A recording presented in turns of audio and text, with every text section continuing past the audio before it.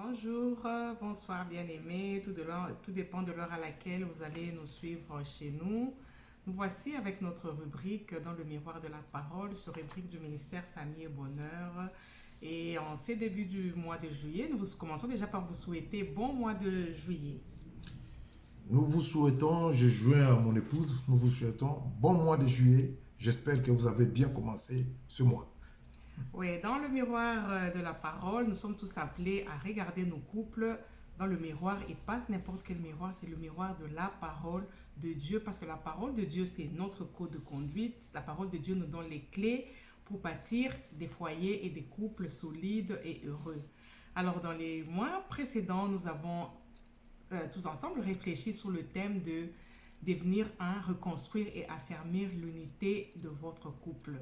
Et dans ce mois de juillet, nous allons réfléchir sur l'une des choses qui brise l'unité dans le couple. Il s'agit des conflits. Alors, nous commençons avec un nouveau thème sur la résolution des conflits dans le couple. Parce que dans le couple, les relations mari et femme est souvent parsemées de désaccords qui conduisent à des conflits de couple. Parce que là où les hommes sont appelés à vivre ensemble, il y a toujours des conflits. C'est pour ça que le conflit dans un couple, quand ça survient dans un couple, c'est quelque chose de naturel, c'est quelque chose de normal.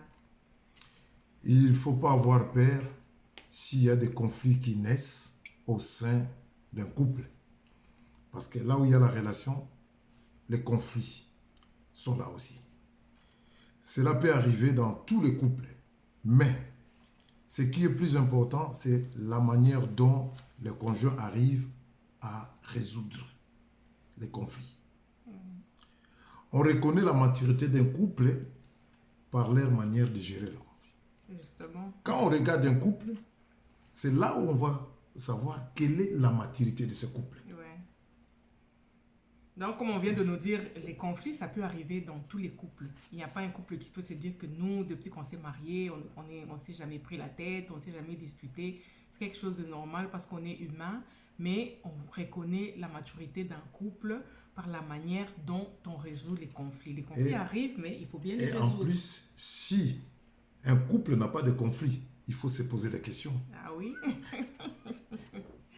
Alors, quand on parle de conflits, on distingue deux sortes de conflits. Il y a des conflits mineurs qu'on appelle conflits mineurs et des conflits qui sont majeurs. Les conflits mineurs, ce sont des conflits que le couple est en mesure de résoudre lui-même. Un problème qui arrive, on essaye de résoudre, on se met d'accord et on continue la vie.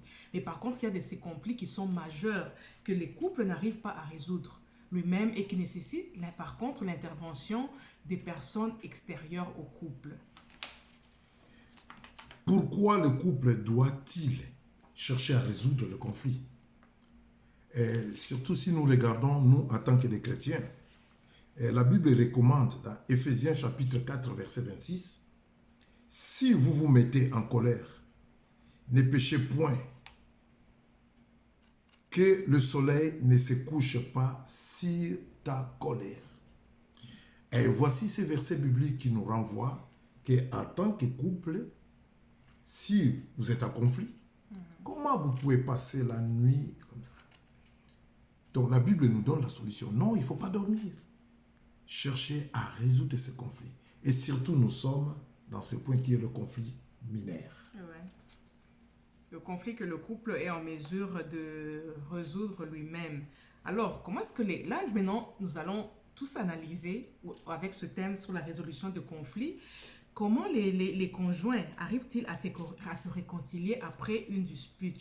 Comment arrivent-ils à parler le langage de la réconciliation dans le couple? Parce que quand l'homme et la femme, ils se prennent la tête, on vit maintenant dans la maison, chacun est de son côté. Maintenant, comment ils vivent avec un mur qui se dresse entre eux. La relation est brisée, la relation est cassée. Maintenant, comment est-ce qu'ils vont procéder pour revenir ensemble?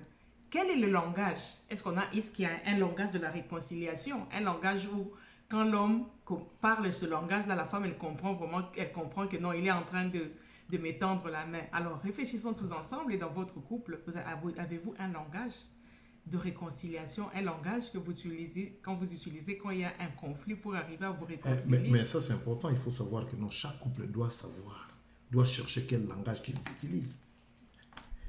Mais ça, c'est justement, chaque couple doit chercher à avoir un langage. Quel langage on doit utiliser pour pouvoir briser le mur, le conflit. Le mur se dresse entre nous à cause de la dispute, à cause du conflit. Alors, comment pouvons-nous procéder? Alors, il y a plusieurs stratégies qu'on peut utiliser dans Il y en un a beaucoup, couple il y en a pour beaucoup. arriver à la réconciliation. Et nous allons parler de de la première stratégie qui est l'humour. L'humour, c'est quelque chose qui peut nous aider aussi à résoudre un conflit. L'humour, on vous recommande vraiment d'avoir l'humour. Un couple qui utilise ce langage d'humour, ils vont arriver à la porte de la résolution de conflits.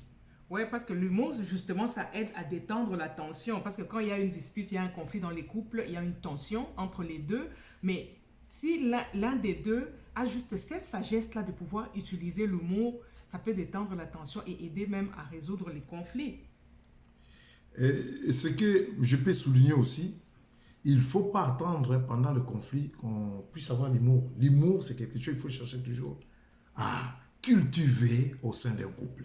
Ouais. Et quand on aura les conflits, on aura la facilité de se libérer de l'humour. Ça, c'est quelque chose qu'on a, même dans notre couple, on l'a vécu récemment. On s'est pris un peu la tête à cause du problème des enfants. On s'est presque disputé au téléphone. Maintenant, le problème est que, bon, mon mari était au travail. Moi aussi, j'étais au travail. Je suis rentrée à la maison. Maintenant, lui, moi, je suis arrivée avant lui. Et j'étais en train de me demander, OK, on s'est pris la tête au téléphone. Comment ça sera maintenant quand il va arriver?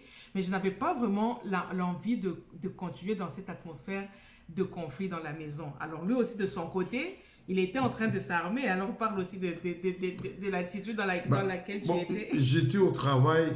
Donc, franchement, honnêtement, je vais vous dire que non. J'étais pas bien. Et je dis, quand j'arrive à la maison, je vais rien dire. J'entre à la cuisine, je bois un verre d'eau, puis je bois une tasse de café et je monte tout de suite au lit. Et quand il est arrivé, j'ai entendu qu'il a ouvert la porte. J'étais dans la cuisine, je suis sortie directement et j'ai lancé une blague. Il m'a regardé, il n'en revenait pas, il a rigolé et voilà. Au lieu de rester dans cette atmosphère de dispute, finalement, la tension a été apaisée et on a pu parler même de la chose. Et puis on s'est dit, vraiment, il fallait qu'on se prenne vraiment la tête à cause de ce problème. Alors, au lieu que ce soit une dispute, ça a été une blague et on a rigolé. Et voilà, la paix est revenue entre nous.